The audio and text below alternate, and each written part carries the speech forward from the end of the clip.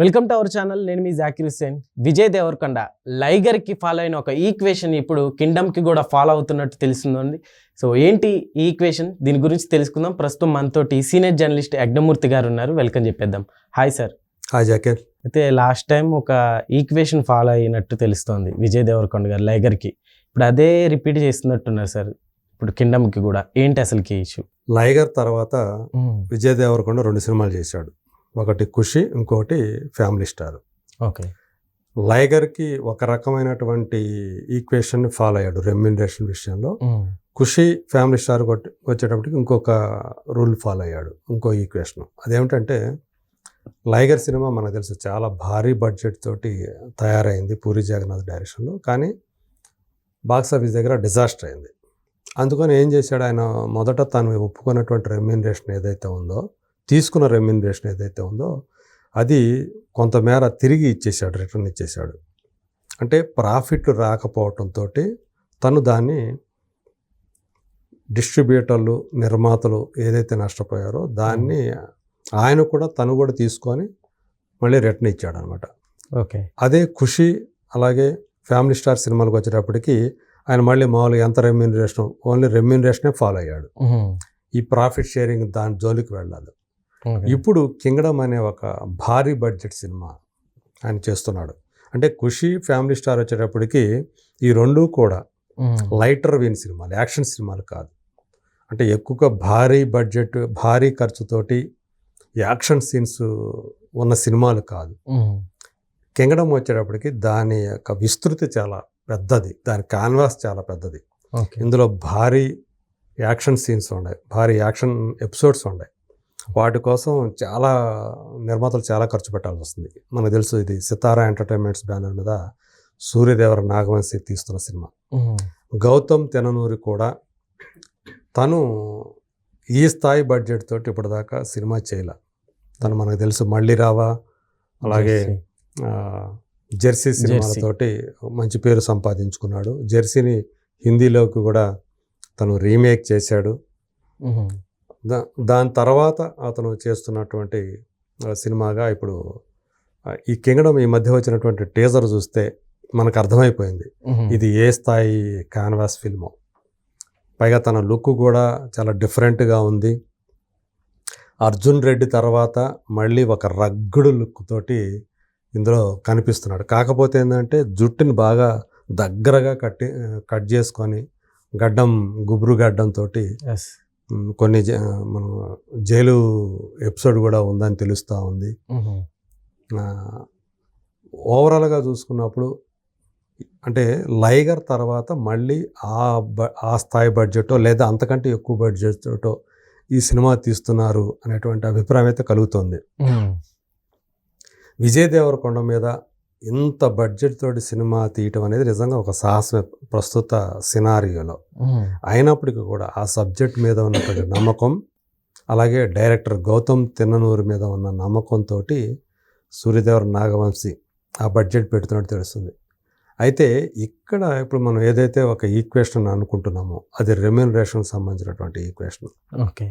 So లైగర్కి ఏంటంటే అది cinema ట్రబుల్స్లో ఉంది అని తెలిసినప్పుడు తను తిరిగి ఇచ్చేశాడు. ఇక్కడ అలా కాకుండా ముందుగానే ప్రాఫిట్ షేరింగ్ అనే దాంట్లోకి తను వెళ్ళాడు అని మనకు అర్థమవుతా ఉంది. అంటే ఒక పద్ధతిని మార్చుకున్నాడు తను. మొత్తం తను రెమ్యూనరేషన్ ఏదైతే ఉందో అది తీసేసుకోకుండా అలా కాకుండా కొంత అమౌంట్ మాత్రమే తీసుకొని మిగతాదంతా కూడా నాకు ఇప్పుడేం ఇవ్వద్దు, మీకు ప్రాఫిట్స్ వస్తే ఆ ప్రాఫిట్లో నేను షేర్ తీసుకుంటాను అని చెప్పి ఆ పద్ధతి ఫాలో అయ్యాడు అని చెప్పి స్వయంగా నిర్మాత నాగవంశీనే ఈ వివరాలు మనకి చెప్పాడు. సో ఇది నిజంగా చెప్పాలంటే ఒక గుడ్ సైన్ అని చెప్పాలి. హీరోలు గనక, పెద్ద పెద్ద స్టార్లు గనక ఈ పద్ధతిలో ప్రాఫిట్ షేరింగ్లో గనక వస్తే సినిమా పెద్ద విజయం సాధించింది అనుకోండి, వాళ్ళకి మామూలుగా ఇప్పుడు దాకా వాళ్ళు తీసుకున్న రెమ్యూనరేషన్స్ ఏవైతే ఉన్నాయో వాటికంటే కూడా ఎక్కువ డబ్బు సంపాదించుకునే అవకాశం వాళ్ళకు ఉంటుంది. మనకు తెలుసు ఒక్కో చోట రెమ్యూనరేషన్ కాకుండా ఒక ఏరియా రైట్సే తీసుకుంటా వచ్చారు హీరోలు. నైజాం రైట్స్ లేదా ఇంకొక ఏరియా రైట్స్ రెమ్యునరేషన్ బదులు. ఆ పద్ధతి కూడా ఇప్పుడు కూడా చాలామంది అంటే కొంతమంది స్టార్స్ ఫాలో అవుతూ ఉన్నారు. సో అలా కూడా కాకుండా ఇప్పుడు ఈ ప్రాఫిట్ షేరింగ్ అని వస్తే నిర్మాతలకు కూడా బర్డెన్ అనేది ఎక్కువ ఉండదు. వీళ్ళకి ముందే రెమ్యునరేషన్ ఇచ్చేసేస్తే ఇప్పుడు మనకు తెలుసు ఎవరో కూడా స్టార్లు ఎవరో కూడా 30-40 కోట్ల కంటే తక్కువ తీసుకోవట్లా. 50 కోట్లు, 100 కోట్లు, 150 కోట్లు మనం వింటూ ఉన్నాం. ఏకంగా పుష్ప 3కి అల్లు అర్జున్కి 300 కోట్ల రూపాయల రెమ్యునరేషన్ అందింది అని చెప్పేసి.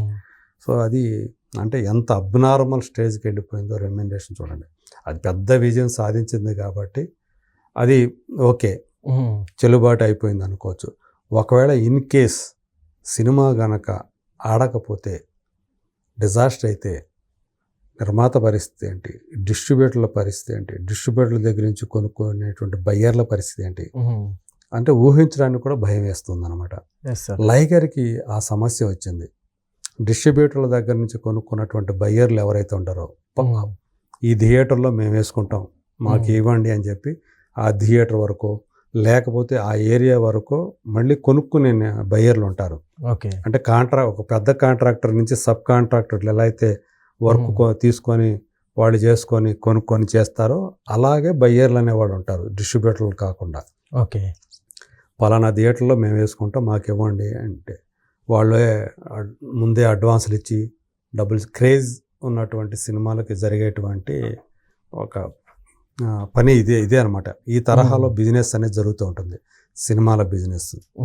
సో ఆ రకంగా ఇప్పుడు కింగ్డమ్ అనేటువంటి సినిమా ఆ గ్లిమ్స్ వచ్చిన తర్వాత, ఆ టేజర్ వచ్చిన తర్వాత ఆ సినిమా మీద క్రేజ్ బాగా పెరిగిపోయింది. సో ఇప్పుడు దీనికి కూడా మంచి బిజినెస్ అయ్యే అవకాశాలు ఉన్నాయంటున్నారు. మేలోనే ఈ సినిమా మన ముందుకు రాబోతూ ఉంది.